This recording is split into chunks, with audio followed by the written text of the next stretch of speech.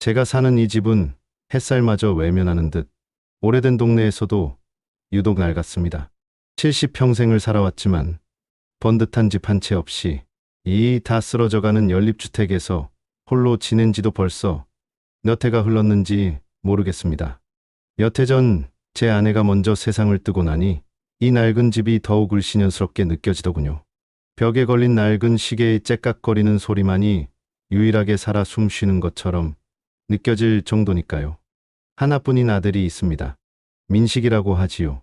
그 녀석은 명절이나 제 생일 때가 되어야 겨우 얼굴 한번 비추는 게 전부랍니다. 평소에는 먼저 전화 한 통 하는 법이 없어요. 가끔 제가 먼저 걸면 이런저런 핑계를 대며 끊기 바쁘지요. 살가운 목소리 한 번 듣기가 하늘의 별 따기보다 더 어려운 것 같습니다. 저는 뭐랄까, 이제 세상과 담이라도 싸운 듯이 이 작은 집에 틀어박혀 지내는 셈입니다. 제 하루 일과라고 해봐야 텔레비전 소리만 멍하니 듣고 있거나 창밖으로 지나다니는 사람들이나 빠르게 변하는 동네 풍경을 그저 하염없이 바라보는 것이 전부이지요. 마치 멈춰버린 낡은 시계처럼 제 시간도 그렇게 흘러갑니다. 아주 건조하고 고요하고 아무런 색깔도 없는 그런 날들입니다. 남들이 저를 보면 그저 무뚝뚝하고 까칠한 늙은이로 보일 겁니다. 하긴 틀린 말도 아닐 겁니다. 저 스스로도 요즘 부쩍 더 까탈스러워진 것을 느끼니까요. 다가오는 사람들에게 먼저 가시를 세우는 게 버릇처럼 되어버렸습니다. 하지만 제 속마음은 말이 아닙니다. 이 두꺼운 껍데기 속에서는 지독한 외로움이라는 것이 온몸의 뼈 마디마디를 쑤셔대는 것만 같습니다. 젊어서는 처자식 먹여 살리겠다고 제 한 몸 부서져라 일만 했습니다. 새벽 별 보고 나가서 밤별 보고 들어오는 게 일상이었지요. 가족을 위해서라면 뭐든 할 수 있었던 그런 시절이 저에게도 있었답니다. 그런데 이제 와서는 아들 내외에게조차 짐 취급이나 받는 신세가 된 것만 같아 서글픈 마음이 들 때가 한두 번이 아닙니다. 그 애들이 가끔 찾아오는 날이면 반가운 마음이 왜 없겠습니까? 오랜만에 사람 얼굴이라도 볼 수 있으니까요. 하지만 그 반가움도 잠시뿐 이내 가슴 한구석이 불편해지곤 합니다.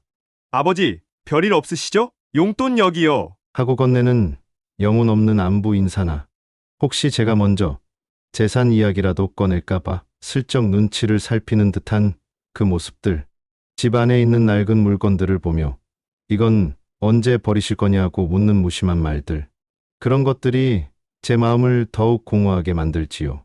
사람들과 관계를 맺고 부대끼는 것이 이제는 지긋지긋하게 느껴집니다.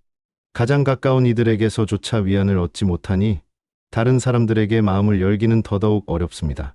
어쩌면 차라리 이렇게 혼자 마음의 문을 단단히 걸어 잠그고 사는 편이 더 속 편할지도 모르겠다는 생각마저 듭니다. 정막만이 감도는 이 집 안에서 오늘도 저는 홀로 차갑게 식은 저녁밥을 꾸역꾸역 옮깁니다. 밥알이 꼭 모래알처럼 입안에서 까끌거리는 것 같습니다. 온기도 맛도 느껴지지 않습니다. 바로 그때였습니다. 창밖 어디선가 강아지 짖는 소리가 들려오더군요. 꽤 가까운 곳에서 들리는 듯했습니다. 평소 같았으면 시끄럽다고 투덜거렸을지도 모를 일입니다. 그런데 오늘따라 이상하게 그 소리가 제 귓가에 선명하게 꽂힙니다. 제 텅 빈 눈동자에 아주 작은 파문이라도 인 것일까요? 아니면 너무 오랫동안 고요함 속에 잠겨 있어서 작은 소리 하나에도 예민해진 걸까요? 가슴 한구석이 따닥없이 술렁이는 기분입니다. 이 지긋지긋한 외로움의 끝에는 과연 무엇이 기다리고 있는 걸까요? 앞으로 또 제게 무슨 일이 일어나려는 것인지 도무지 알 수가 없는 노릇입니다. 다만 한 가지, 이 길고 외로운 제 이야기가 이제 곧 다른 장으로 넘어가려는 것 같은 예감이 드는 것은 왜일까요? 어쩌면 아주 작은 변화라도 찾아오기를 바라는 제 마음 때문인지도 모르겠습니다. 그렇게 또 하루가 저물어 가고 있었습니다. 창밖으로 들리던 그 강아지 소리는 어느새 잦아들었더군요. 저녁밥이라고 차린 것은 멀건 국에 식은 밥 한 덩이. 입맛도 없고 해서 몇 술 뜨는 둥 마는 둥 하고 자리에 누우려는데 바깥 날씨가 심상치 않았습니다. 갑자기 세찬 비바람이 몰아치기 시작하더군요. 창문을 때리는 빗소리가 꼭 누구 원망하는 소리처럼 요란했습니다.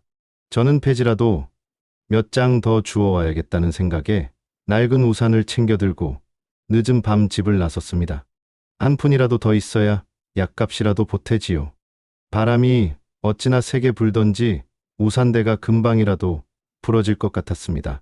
골목길을 돌며 여기저기 쌓인 폐지를 뒤적이는데 빗소리 사이로 희미하게 무언가 낑낑거리는 소리가 들려왔습니다. 처음에는 바람 소리인가 아니면 고양이가 우는 소리인가 했습니다. 하지만 발걸음을 옮길수록 소리는 더 또렷해졌습니다. 익숙한 소리였습니다. 아까 낮에 들었던 그 강아지 소리와 비슷했습니다. 소리가 나는 쪽으로 다가가 보니 후미진 골목길 구석, 가로등 불빛도 겨우 닿는 컴컴한 곳에 낡은 종이 상자 하나가 덩그러니 놓여 있었습니다.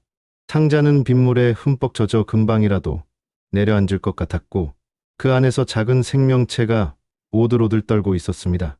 아주 작은 강아지였습니다.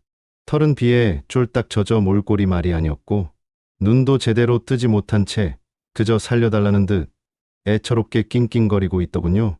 그 모습이 뭐랄까 왠지 모르게 꼭 저를 보는 것 같았습니다. 세상에 홀로 버려져 오들오들 떨고 있는 모습이 말입니다. 순간 가슴이 철렁 내려앉았습니다. 하지만 정신을 차리고 보니 귀찮다는 생각이 먼저 들었습니다. 내가 지금 누굴 돌볼 처지인가. 내 한 몸 건사하기도 버거운데 발걸음을 돌리려 했습니다. 모른 척 지나가면 그만이라고 생각했습니다.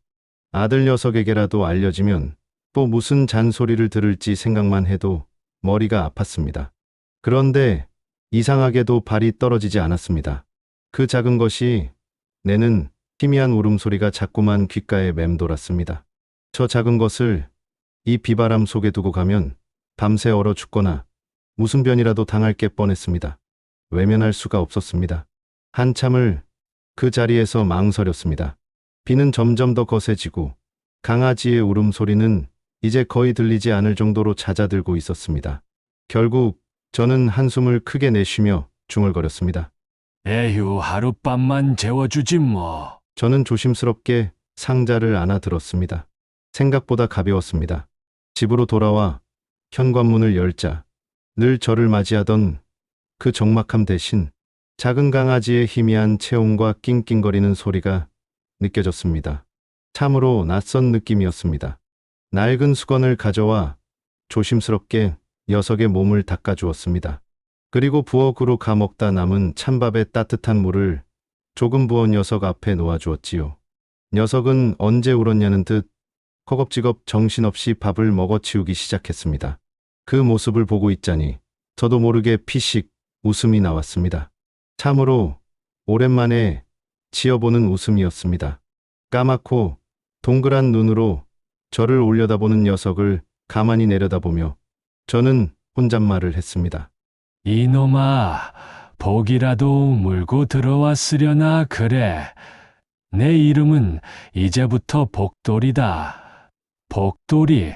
복덩이가 굴러들어오기를 바라는 마음이 저에게도 남아있었던 모양입니다. 하지만 그때는 미처 몰랐습니다.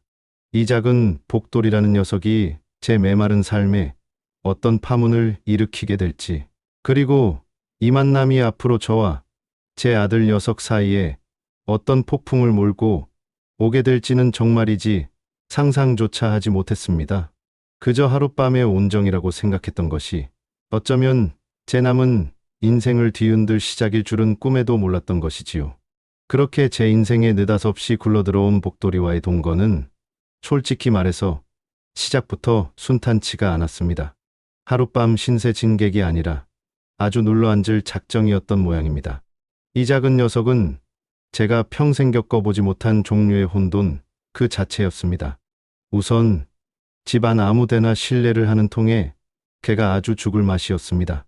아침에 일어나 보면 방바닥에 흥건한 오줌 자국, 구석에 놓인 작은 선물까지. 냄새는 또 어찌나 지독한지 코를 쥐고 치우면서도 내가 이걸 왜 데려와서 이 고생인가 하는 후회가 하루에도 12번씩 밀려왔습니다. 밤에는 또 어찌나 낑낑거리는지 잠을 제대로 잘 수가 없었습니다. 제 옆에 파고들어 자려고 하다가도 작은 소리 하나에 놀라 깨서 칭얼대는데 꼭 어린아이 어르는 기분이었습니다. 젊어서 민식이 키울 때도 이렇게 힘들었던가 싶더군요. 게다가 이놈의 이빨이 얼마나 간지러운지 닥치는 대로 물어뜯기 시작했습니다. 가뜩이나 낡아서 해진 장판이며 문짝, 제 낡은 슬리퍼까지 남아나질 않았습니다. 어느 날 아침에는 제 양말 한 짝을 물고 신나게 마루를 뛰어다니는 녀석을 보고 있자니 우라통이 터져서 버럭 소리를 지르기도 했습니다. 이놈의 강아지, 너 정말 혼날래. 하지만 혼을 내도 그때뿐 돌아서면 또 다른 말썽을 피우기 일쑤였습니다. 정말이지 조용할 날이 없었습니다. 매일이 전쟁 같았지요. 그런데 참 이상한 일입니다. 그렇게 속을 썩이면서도 이 작은 녀석이 제 삶에 가져온 변화는 저 스스로도 놀랄 정도였습니다. 혼자서는 느껴본 적 없던 어떤 생기 같은 것이었습니다. 가장 큰 변화는 제가 매일 집 밖을 나서게 되었다는 겁니다. 복돌이 녀석, 산책을 어찌나 좋아하는지 아침 저녁으로 현관문 앞에서 저를 들들 볶아댔습니다. 처음에는 이 늙은 몸으로 매일 나가는 것이 여간 귀찮은 일이 아니었습니다. 하지만 목줄을 잡고 문을 나서는 순간 세상을 다 얻은 듯 신나서 뛰어다니는 복돌이를 보고 있으면 저도 모르게 입가에 희미한 미소가 번지곤 했습니다. 녀석 덕분에 수십 년 만에 매일 같은 시간에 동네를 걷게 된 겁니다. 그러다 보니 자연스럽게 동네 사람들과 마주치는 일도 잦아졌습니다. 전에는 길에서 마주쳐도 서로 못 본 척 지나가기 바빴는데 이제는 복돌이 덕분에 먼저 말을 걸어오는 사람들도 생겼습니다. 어르신, 강아지 참 예쁘네요. 이름이 뭐예요? 복돌이라고 합니다. 아이고, 복돌이 많이 컸네. 어르신도 건강해 보이세요. 그런 따뜻한 말들을 제가 얼마 만에 들어보는지 모르겠습니다. 처음에는 어색스러워서 대답도 제대로 못하고 고개만 꾸벅거렸지만 싫지는 않았습니다. 오히려 꽁꽁 얼어붙었던 제 마음 한구석이 조금씩 녹아내리는 기분이 들었습니다. 복돌이 녀석 사료며 간식을 사기 위해 아껴두었던 용돈을 꺼내 쓰게 되고 예방접종이다 뭐다 해서 난생 처음 동물병원 문턱을 넘어보기도 했습니다.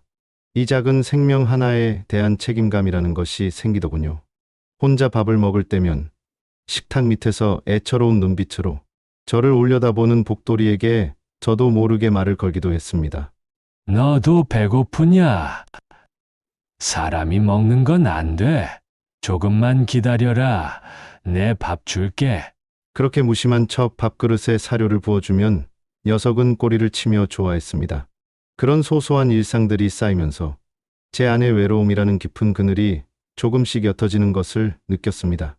집 안에는 이상 정막 대신 복돌이의 작은 발소리와 숨소리가 채워졌습니다. 그렇게 복돌이와 저만의 평화로운 시간이 흘러가나 싶었습니다. 하지만 그 평화는 오래가지 못했습니다. 어느 주말 오후 정말 아무런 예고도 없이 아들 민식이 내외가 들이닥쳤습니다. 늘 그렇듯 의무감에 찾아온 것이겠지요. 그런데 현관문을 열고 들어서자마자 거실을 어슬렁거리는 복돌이를 발견한 며느리의 표정이 싸늘하게 굳어지는 것을 보았습니다. 아버님, 이게 다 뭐예요? 며느리는 마치 벌레라도 본 듯 질색하며 뒷걸음질 쳤습니다. 민식이 녀석도 잔뜩 미간을 찌푸리며 저를 쏘아보더군요. 아버지! 집안 꼴이 이게 뭡니까? 어디서 이런 개를 데려오셨어요? 아니, 글쎄. 제가 뭐라고 변명이라도 하려는데 며느리가 제 말을 자르고 새된 목소리로 쏘아붙였습니다. 아버님, 저희가 드리는 용돈으로 이런 개사료나 사시라고 드리는 거 아니에요. 그리고 저 개 알레르기 있는 거 아시잖아요. 갑자기 없던 기침까지 하며 유난을 떠는데 그 꼴이 참 가관이었습니다. 아버지 연세의 개는 무슨 개예요? 당장 갖다 버리세요. 이러다 병이라도 얻으시면 어쩌려고 그러세요? 집안에 냄새나고 털 날리고 더러워서 정말 한시도 못 짓겠네. 아들 녀석은 한술 더 떴습니다. 제 건강 걱정을 하는 척했지만 그 속내를 제가 모를 리 없었습니다. 귀찮은 일이 더 늘어나는 것이 싫고 혹시라도 걔 때문에 돈 들어갈까봐 나중에 이 낡은 집이라도 처분하는데 걸림돌이 될까봐 그러는 것이 뻔했습니다. 그들의 눈에는 복돌이가 그저 냄새나고 더러운 짐승, 아니 짐덩어리로밖에 보이지 않는 모양이었습니다. 순간 피가 거꾸로 솟는 기분이었습니다. 평소 같았으면 아들 내외의 등살에 기죽어 아무 말도 못하고 넘어갔을지도 모릅니다. 하지만 이번만큼은 달랐습니다. 제 옆에서 불안한 듯 꼬리를 말고 낑낑거리는 복돌이를 보니 저도 모르게 목소리가 커졌습니다. 걔는 내 식구다. 제 단호한 목소리에 민식이와 며느리가 잠시 당황한 듯 저를 쳐다봤습니다. 내 집에서 내가 키우겠다는데 너희들이 뭔데 이래라 저래라냐? 아버지! 지금 제정신이세요? 저런 들깨 같은 걸 식구라니요? 민식이 녀석이 버럭 소리를 질렀습니다. 그래, 너희처럼 1년에 얼굴 보기 힘든 자식보다 매일 내 곁을 지켜주는 이놈이 100번 낫다. 나한테 신경 쓸 시간에 너희들 앞다리나 잘해라. 어서 가. 처음으로 아들 내외에게 이렇게까지 강하게 맞선 것은 처음이었습니다. 제 안에 이렇게 큰 목소리가 남아 있었는지 저도 몰랐습니다. 민식이 내외는 제 예상치 못한 반항에 얼굴이 벌개져서는 아무 말도 못하더군요. 잠시 동안 집 안에는 숨막히는 침묵만이 흘렀습니다. 며느리는 금방이라도 울음을 터뜨릴 듯한 표정이었고 민식이는 저를 잡아먹을 듯이 노려보았습니다. 아버지 정말 이렇게까지 하실 거예요? 후회하실 겁니다. 저희가 어떻게 하는지 두고 보세요. 마지막 말을 매섭게 쏘아붙인 민식이는 며느리의 팔을 거칠게 잡아 끌고 집을 나가버렸습니다. 쾅! 하고 닫히는 현관문 소리가 제 심장을 후벼 파는 것 같았습니다. 홀로 남은 집 안에는 다시 정막이 찾아왔지만 이전의 고요함과는 다른 폭풍전야 같은 불안한 침묵이었습니다. 제 다리에 몸을 비비며 불안하게 낑낑거리는 복돌이를 내려다보며 저는 깊은 한숨을 내쉬었습니다. 이 서툰 동거가 불러온 첫 번째 폭풍이었습니다. 그리고 이것이 앞으로 닥쳐올 더 큰 시련의 시작일 뿐이라는 것을 저는 그때 어렴풋이 예감하고 있었습니다. 아들 녀석 내외가 씩씩거리며 돌아간 후 집 안에는 다시 저와 복돌이만 남았습니다. 그날 이후로 민식이에게서는 연락 한 통 오지 않았습니다. 오히려 잘 되었다 싶기도 했지만 마음 한구석이 허전하고 쓰라린 것은 어쩔 수 없더군요. 하지만 제게는 이제 복돌이가 있었습니다. 그 요란했던 첫 만남과 좌충우돌 적은 길을 지나 저와 복돌이의 사이는 나날이 깊어져 갔습니다. 이 작은 녀석은 꼭 제 마음을 읽기라도 하는 듯했습니다. 제가 괜히 몸이 쑤시고 기분이 가라앉는 날이면 복돌이는 평소에 장난기는 온데간데 없이 제 곁에 조용히 다가와 앞발을 턱 걸치거나 가만히 제 무릎에 머리를 기대곤 했습니다. 그 따뜻한 온기와 말없는 위로가 얼마나 큰 힘이 되는지 모릅니다. 밤에는 제 발치에서 웅크리고 자는데 녀석의 새근거리는 숨소리를 듣고 있으면 그 지독했던 외로움도 잠시 잊을 수 있었습니다. 저는 이제 복돌이에게 시시콜콜한 이야기들을 털어놓게 되었습니다. 먼저 간 제 아내 이야기, 젊었을 적 고생했던 이야기, 그리고 차마 아들 녀석에게는 할 수 없었던 서운한 마음까지도요. 복돌아, 내 어미는 참 고운 사람이었다. 나 만나서 고생만 하다가 갔지. 내가 젊어서는 말이다. 밤낮 없이 일만 했다. 너희들 사람 구실시키려고. 민식이 저놈은 어릴 땐 안 그랬는데 어쩌다 저리 변했는지 모르겠다. 애비 마음을 저리도 몰라줄까? 복돌이는 그저 제 이야기를 묵묵히 들어주었습니다. 까만 눈동자로 저를 올려다보며 가끔 제 손등을 핥아주기도 하면서요. 말 못하는 짐승이지만 제게는 세상 그 어떤 사람보다 더 훌륭한 친구이자 이제는 정말 둘도 없는 가족이 되어주었습니다.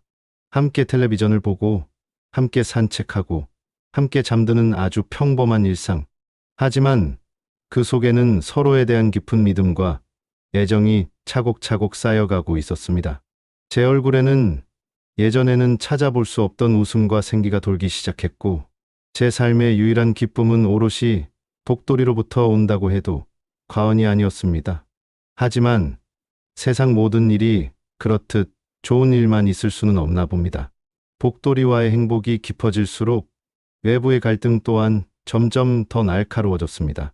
가장 먼저 문제가 불거진 것은 바로 옆집과의 관계였습니다. 옆집에는 신경질적인 중년 여자가 혼자 살고 있었는데 원래도 사사건건 트집 잡기 좋아하는 사람이었습니다. 복돌이가 아직 어려서 가끔씩 이유 없이 짖거나 제가 산책 준비를 할 때 좋아서 컹컹거릴 때가 있었는데 그걸 그냥 넘어가지 않더군요. 어느 날은 대문 앞에서 마주쳤는데 대뜸 저에게 삿대질을 하며 소리를 질렀습니다. 영감님, 개 짖는 소리 때문에 내가 밤잠을 설쳐서 살 수가 없어요. 주책 맞게 늙음하게 개를 들여놔서는 이게 무슨 민폐예요? 아이고, 죄송합니다. 제가 주의를 시키겠습니다. 제가 고개를 숙이며 사과했지만 여자는 분이 안 풀리는지 더 악을 썼습니다. 죄송하면 다예요? 당장 저 개 짖는 소리 안 나게 안 하면 내가 가만 안 있을 거예요. 구청이랑 관리사무소에 민원 넣고 아주 시끄럽게 만들어버릴 테니 그렇게 하세요. 마치 제가 큰 죄라도 지은 사람처럼 몰아세우는데 얼굴이 화끈거리고 서러운 마음이 들었습니다. 복돌이가 시끄럽게 한 것은 사실이니 할 말은 없었지만 저렇게까지 모질게 굴어야 하나 싶었습니다. 그날 이후로 저는 복돌이가 짖을까 봐 노심초사했고 옆집 여자와 마주칠까 봐 산책 시간도 몰래 바꾸곤 했습니다. 복돌이 때문에 생긴 예기치 않은 갈등의 마음이 다시 불안해지기 시작했습니다. 하지만 진짜 문제는 따로 있었습니다. 바로 아들 민식이 내외였습니다. 그날 이후로 발길을 끊었던 녀석들이 얼마 지나지 않아 다시 저를 찾아오기 시작했습니다. 그런데 그 태도가 이전과는 사뭇 달랐습니다. 겉으로는 제 건강을 걱정하는 척 살갑게 굴었지만 그 눈빛에는 여전히 복돌이에 대한 불편한 기색과 다른 꿍꿍이가 숨겨져 있는 듯했습니다. 녀석들은 이제 교묘한 방법으로 저와 복돌이를 떼어놓으려고 안달이었습니다. 어디서 들었는지 제 건강검진 결과를 들먹이며 아버지, 의사가 그러는데 개털이 폐에 그렇게 안 좋대요. 특히 연세 드신 분들한테는 치명적일 수도 있다는데. 하며 은근히 겁을 주었습니다. 또 며느리는 인터넷에서 본 건지 강아지한테 있는 세균 때문에 노인분들이 큰 병을 얻는 경우도 많다더라고요. 위생관념도 없으시고 저희가 걱정이 돼서 그래요. 라며 제 능력 부족까지 들먹였습니다. 심지어는 제가 알아듣지 못하게 둘이서 수군거리며 유기견 보호소나 요양원 같은 단어를 흘리기도 했습니다.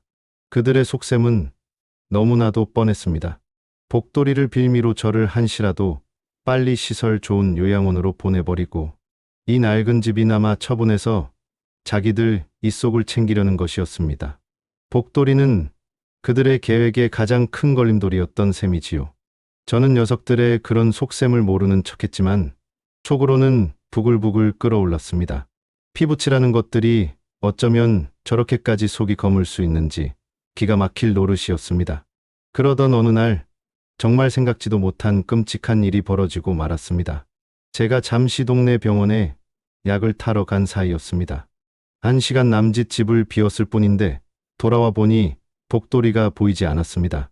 복돌아, 복돌아. 제가 아무리 애타게 불러도 녀석은 나타나지 않았습니다. 집 안구석구석을 다 뒤져보았지만 흔적조차 없었습니다. 혹시 문이 열린 틈으로 나갔나 싶어 밖으로 뛰쳐나가 동네를 몇 바퀴나 돌며 찾아 헤맸지만 복돌이는 어디에도 없었습니다. 가슴이 철렁 내려앉고 눈앞이 캄캄해졌습니다. 혹시 무슨 일이라도 당한 건 아닐까? 불안한 마음에 손이 벌벌 떨려왔습니다. 그때였습니다.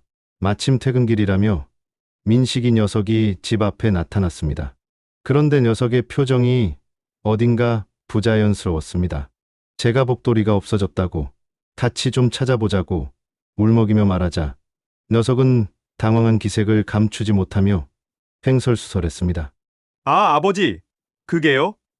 글쎄요, 저도 못 봤는데 혹시 어디 멀리 놀러 간 거 아니에요? 그 순간 제 머릿속에 불길한 예감이 스쳐 지나갔습니다. 제가 집을 비운 사이 이놈이 무슨 짓을 벌인 것이 틀림없었습니다. 저는 녀석의 멱살이라도 잡고 싶은 심정으로 다그쳤습니다. 너지? 네가 복돌이 어떻게 한 거지? 말해! 벗어! 제 기세에 눌린 녀석은 결국 실토하고 말았습니다. 제가 없는 틈을 타 복도리를 차에 태워 예전에 봐두었던 인적이 드문 상기슬게 버리고 왔다는 것이었습니다. 기가 막혀서 말이 나오지 않았습니다. 세상에 어떻게 제 아들이, 제 자식이 이런 짓을 할 수가 있단 말입니까? 분노와 배신감에 온몸이 부들부들 떨렸습니다. 내가 사람이냐? 어떻게 그런 짓을? 그 어린 것을? 이 천하의 몹쓸 놈! 저는 이성을 잃고 녀석에게 달려들어 등짝을 마구 때렸습니다. 아버지! 왜 때리세요? 저도 아버지 걱정돼서 그런 거예요. 그까짓 게 한 마리 때문에 아들이고 뭐고 없으세요? 녀석은 뻔뻔하게 소리를 질러댔습니다. 그까짓 개가 나한테는 너보다 더 소중하다, 이놈아! 내 마지막 남은 가족 같은 존재를 내가 내다버려! 아버지야말로 그 개한테 미쳐서 자식도 몰라보시는군요. 도대체 왜 그러세요? 그 집이라도 혼자 차지하시려고 그러시는 거예요? 재산 때문에 그러시는 거냐고요? 재산이라니요. 이 다 쓰러져가는 집 한 채가 전부인데 녀석의 입에서 나온 재산이라는 말에 저는 더 이상 참을 수가 없었습니다.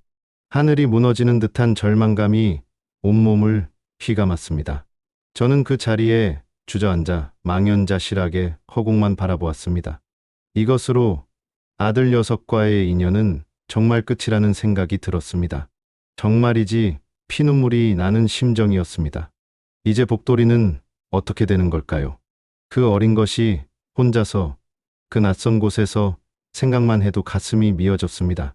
칠흑 같은 어둠이 제 마음속 깊은 곳까지 내려앉는 것 같았습니다.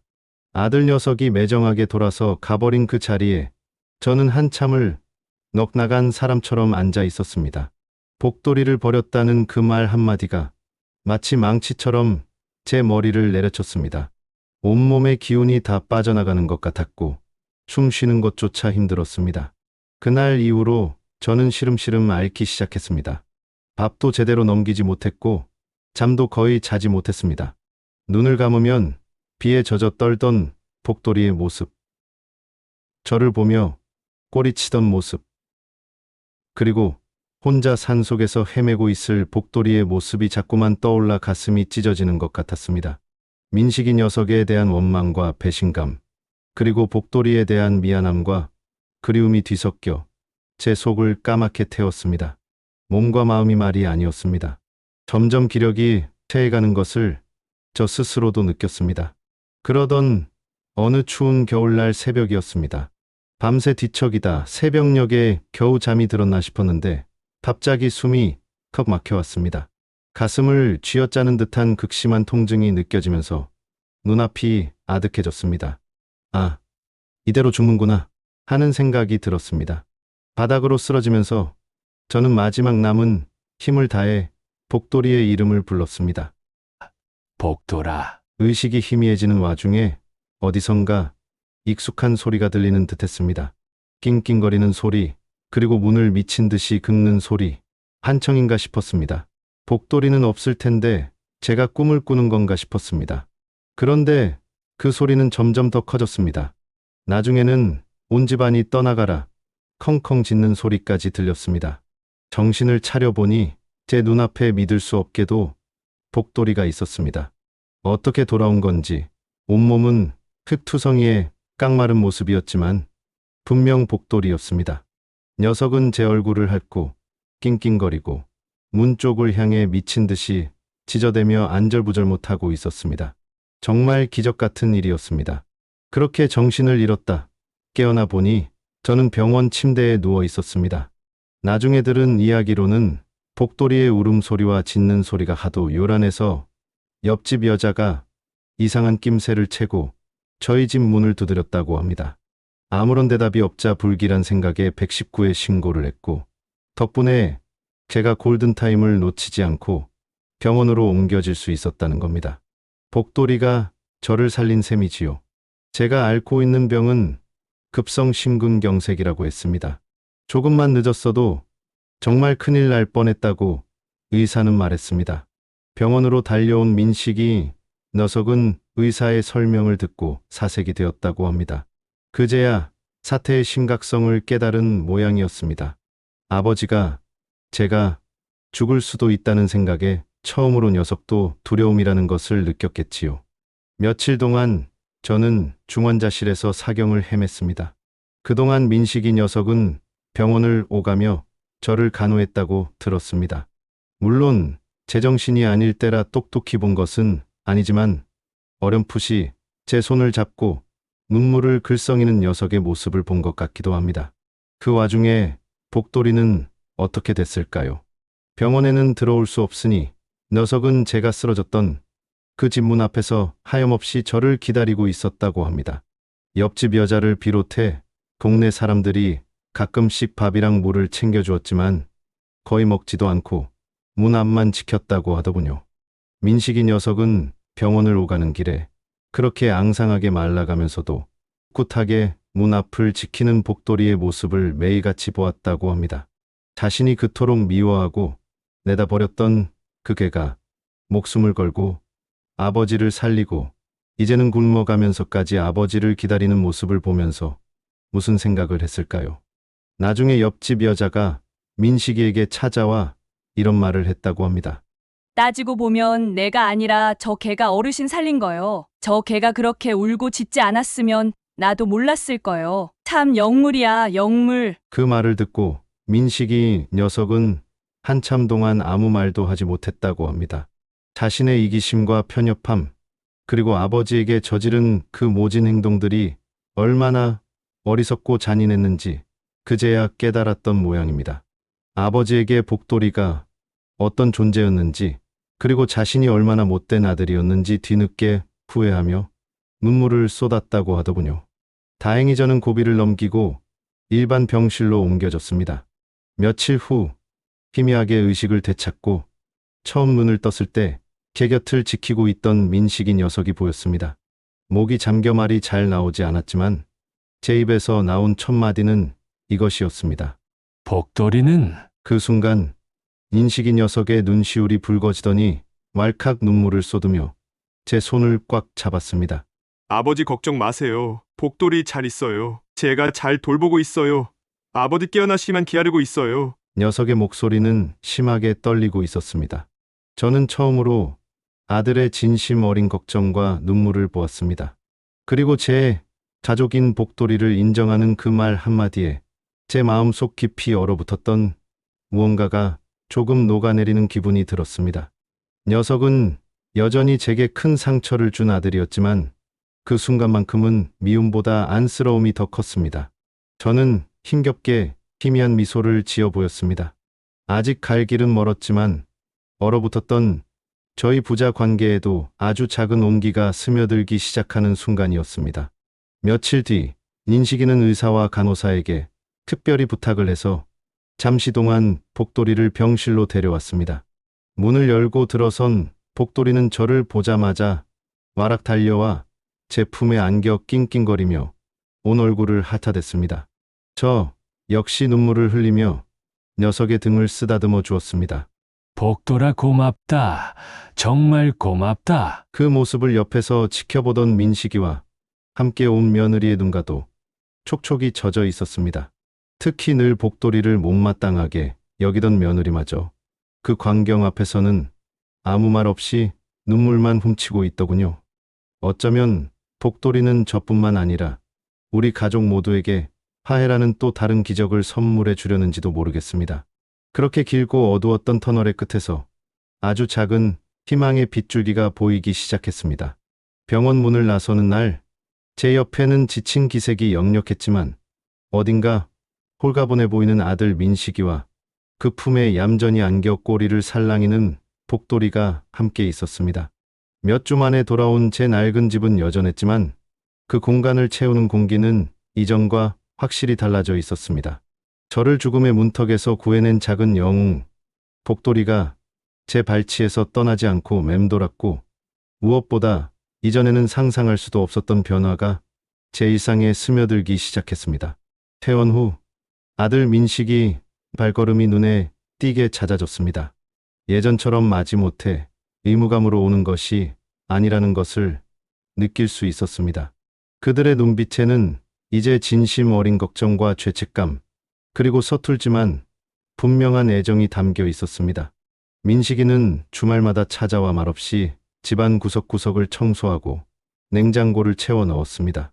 제가 좋아하는 반찬을 기억해 사오기도 하고 서툰 솜씨로나마 따뜻한 밥을 지어 함께 먹기도 했습니다. 그 어색한 식탁 앞에서 우리는 많은 말을 나누지는 않았습니다. 하지만 밥을 먹는 제 모습을 가만히 지켜보는 아들의 시선에서 수십 년 묵은 벽이 조금씩 허물어지고 있음을 느낄 수 있었습니다. 가장 놀라운 변화는 며느리에게서 나타났습니다. 복도리를 벌레 보듯 질색하고 당장 내다 버리라고 악을 쓰던 그 아이가 이제는 마스크를 낀 채로 조심스럽게 다가와 복도리의 머리를 쓰다듬어 주려 애쓰는 모습을 보였습니다. 물론 여전히 개 알레르기가 있다며 재채기를 하고 거리를 두기는 했지만 그 노력 자체가 제게는 큰 감동이었습니다. 어느 날은 쭈뼛거리며 강아지용 간식을 내밀기도 하더군요. 아버님, 복돌이 이거 좋아할까요? 그 말을 듣는 순간 저도 모르게 울컥 눈물이 났습니다. 그 아이의 마음속에서도 무언가 큰 변화가 일어나고 있음을 알 수 있었습니다. 그동안 저와 아들 내외 사이를 가로막고 있던 것은 어쩌면 복돌이가 아니라 서로에 대한 오해와 무관심, 그리고 제 안에 깊은 원망이었는지도 모르겠습니다. 주말 오후에는 정말이지 꿈만 같은 일이 벌어지기도 했습니다. 민식이가 제 안에서 저와 아들 내외, 그리고 복돌이까지 모두 함께 집 근처 공원으로 산책을 나선 것입니다. 예전 같으면 상상조차 할 수 없는 풍경이었지요. 아들 녀석은 어색하게나마 복돌이의 목줄을 잡고 앞장섰고 며느리는 제 팔짱을 끼고 이런저런 이야기를 제잘거렸습니다. 복돌이는 신이 나서 우리 주위를 폴짝폴짝 뛰어다녔습니다. 햇살 아래 함께 걷는 그 길 위에서 저는 참으로 오랜만에 가족이라는 울타리의 따스함을 느꼈습니다. 서먹했던 대화는 조금씩 물꼬를 트기 시작했습니다. 민식이는 회사에서 있었던 힘든 일들을 털어놓기도 했고 저는 복돌이와 겪었던 소소한 사건들을 이야기해 주었습니다. 서로의 삶에 귀 기울이고 작은 농담에 함께 웃으며 우리는 아주 느리지만 분명하게 서로에게 다가가고 있었습니다. 복돌이 덕분에 관계가 개선된 것은 아들 내외뿐만이 아니었습니다. 저를 그렇게 못살게 굴던 옆집 여자도 이제는 저를 보면 먼저 인사를 건네고 복돌이의 안부를 묻기도 합니다. 제가 쓰러졌을 때 복돌이가 아니었으면 큰일 날 뻔했다며 오히려 저에게 고마워하더군요. 사람의 마음이란 참 알다가도 모를 일입니다. 이제 제 집은 더 이상 외롭고 적막한 공간이 아닙니다.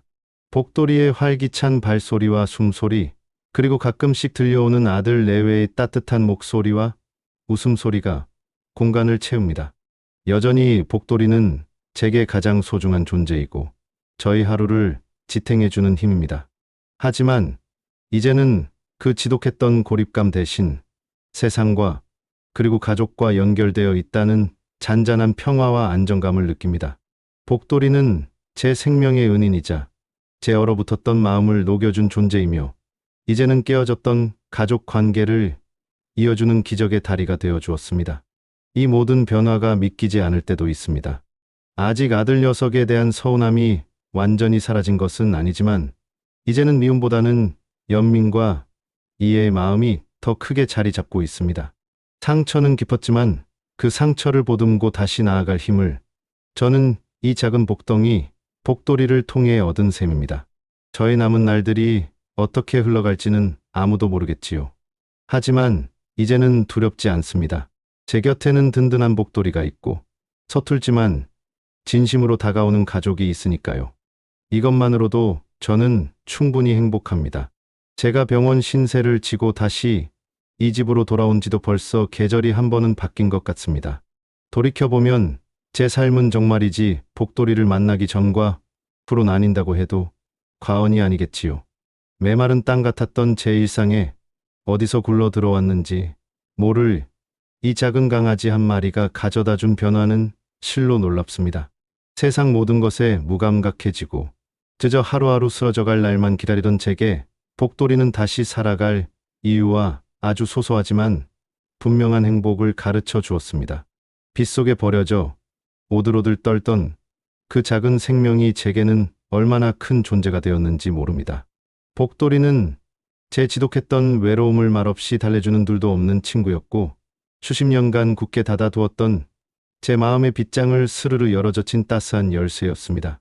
그리고 무엇보다 까무러칠 뻔했던 그 위기의 순간에 기적처럼 나타나 제 목숨을 구해준 저희 수호천사였습니다.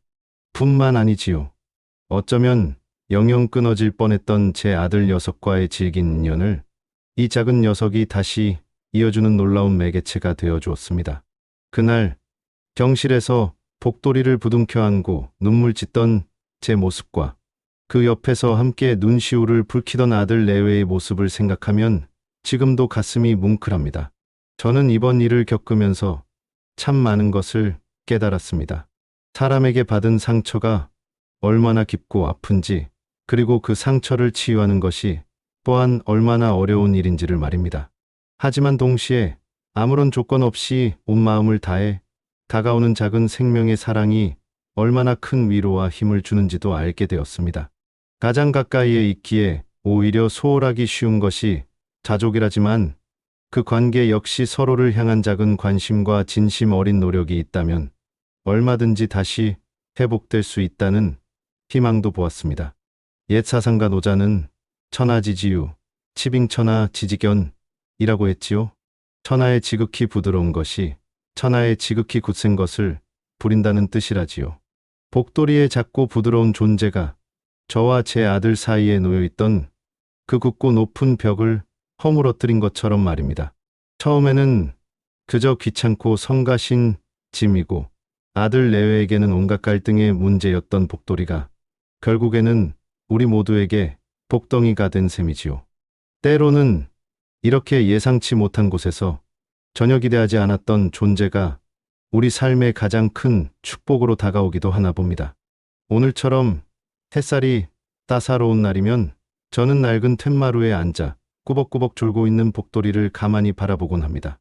녀석의 등을 천천히 쓰다듬으면 느껴지는 따뜻하고 보드라운 감촉과 규칙적인 숨소리가 제 마음까지 평온하게 만들어줍니다. 제 옆에는 얼마 전 민식이 녀석 내외가 슬그머니 놓고 간 따뜻한 차 한 잔이 놓여 있습니다. 그 향긋한 온기가 집 안가득 퍼지는 듯합니다. 이제 제 얼굴에는 그 지독했던 외로움과 고단함의 그늘 대신 잔잔한 평온함과 세상 모든 것에 대한 감사의 미소가 자리 잡고 있습니다. 물론 앞으로 살아가면서 늙고 병드는 노년의 어려움이야 왜 없겠습니까? 하지만 이제 저는 더 이상 혼자가 아니기에 두렵지 않습니다. 제 곁에는 언제나 든든하게 저를 지켜주는 복돌이가 있고 아직은 서툴고 어색하지만 서로를 향해 조금씩 마음을 열어가고 있는 제 가족이 있습니다. 저와 복돌이의 이 이야기는 단순히 외로운 노인과 버려진 강아지의 동거 이야기가 아니라 서로가 서로를 깊은 절망 속에서 구원하고 아픈 상처를 보듬어 치유하며 함께 성장해 나가는 아름다운 여정이라고 저는 감히 생각합니다.